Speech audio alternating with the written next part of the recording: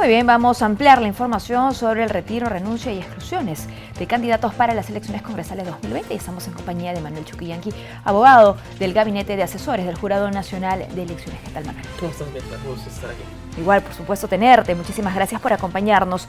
Estas tres figuras, estos tres escenarios, ¿qué dice la normativa sobre ellos? Empezando por el retiro de un candidato.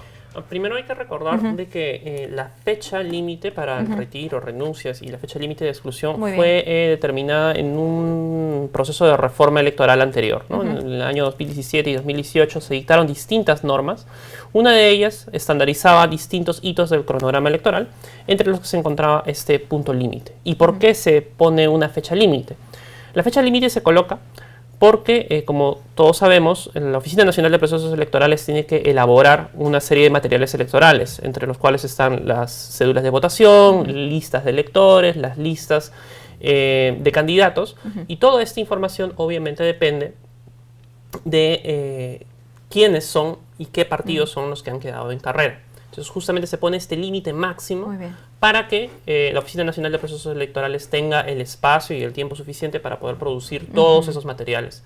Esto es de vital importancia para este proceso electoral en específico porque, como tenemos que recordar, no solamente votan todos los ciudadanos peruanos en el territorio nacional, sino también votan nuestros compatriotas que también viven en el extranjero. Y en ese sentido el material electoral tiene que imprimirse y distribuirse a nivel mundial. Es por eso que se crea, digamos, esta fecha límite, ¿no? Ahora, en el caso del retiro o la renuncia, es básicamente la organización política o el candidato que ya desiste de participar del proceso electoral. ¿Qué es lo mismo entonces, retiro y renuncia? No exactamente. En el caso del retiro es la organización política la cual retira a toda la lista de sus candidatos, ¿no? Desiste de participar del proceso electoral. Esa es la organización política. Retiro para organización. Así es. Y en el caso de las renuncias, es el candidato quien ya no desea participar más del proceso electoral y decide renunciar a la postulación a la que accedió en el proceso de democracia interna, ¿no? En ese sentido, si hay una renuncia de por medio, la organización política está obligada a poner a un nuevo candidato o candidata en lugar de... Hay que recordar de que las solicitudes de inscripción de listas de candidatos se presentaron el 18 de noviembre. Estas ya pasaron por un periodo de admisibilidad y tachas y han quedado tal cual. En este momento ya no podrían reemplazar al candidato renunciante por otro.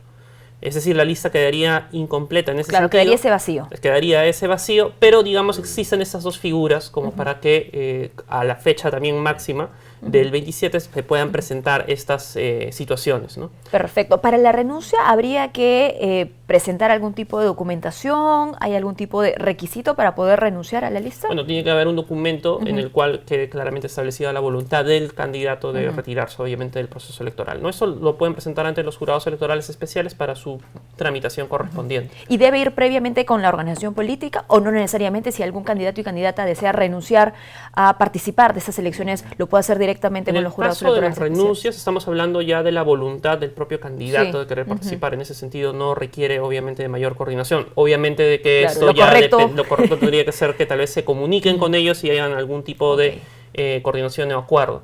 Pero en estricto no es necesario. Muy bien, lo que la ley manda es entonces la presentación de la documentación frente al ente electoral. Muy bien, y sobre las exclusiones. Ahora, las exclusiones son distintas, ¿no? Hay tres supuestos por los cuales se genera una exclusión. Dos de los primeros están relacionados con la declaración jurada de hoja de vida. El primero es por incluir información falsa en la hoja de vida. Esto afecta a cualquier campo. Es decir, yo, candidato, tengo un deber de presentar una información verdadera y certera en mi hoja de vida, porque este documento es de vital importancia para el ciudadano, que va a revisarlo para poder evaluar cuál es la mejor opción y emite un voto informado el día de la elección. Entonces, el que un candidato incluye información falsa en cualquiera de los campos de la hoja de vida, se sanciona con la exclusión del candidato, ¿no? El segundo supuesto es la omisión de información, que este solamente se incluye en tres campos de la hoja de vida. Es decir, en el campo de sentencias penales, en el campo de sentencias civiles y en el de bienes y rentas.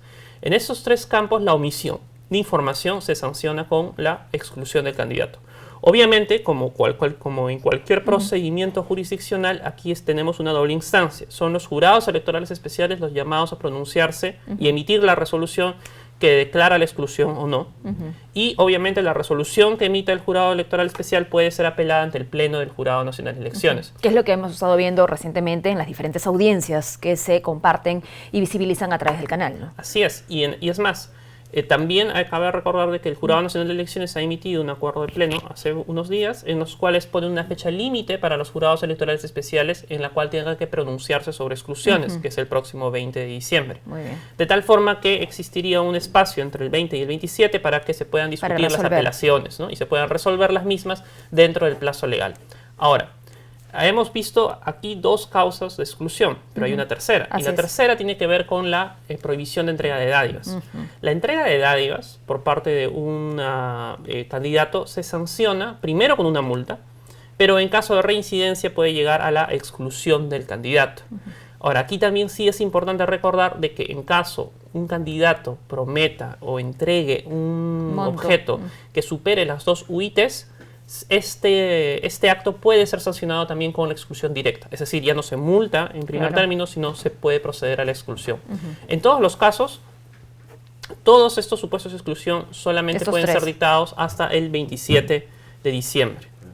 En una fecha posterior al 27 de diciembre, ¿se puede producir algún tipo de exclusión? Sí, pero solo en caso un candidato reciba una condena penal firme y vigente, con pena privativa de la libertad. En tanto, este es un supuesto que restringe los derechos ciudadanos.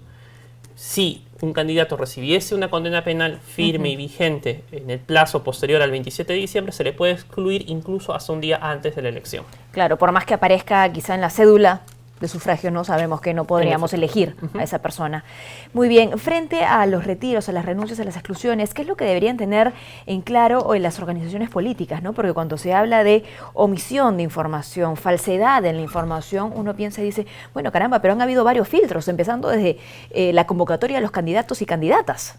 Sí, el Jurado Nacional de Elecciones ha brindado problemas que no deberían presentarse, ¿no? Múltiples facilidades, ¿no? Sí. Empezando por la ventanilla única, ¿no? En la ventanilla única se incluía distinta información sobre todas las personas que deseaban ser precandidatos incluso y participar del proceso electoral, ¿no? En ese sentido, las organizaciones políticas han tenido herramientas para poder realizar un primer filtro.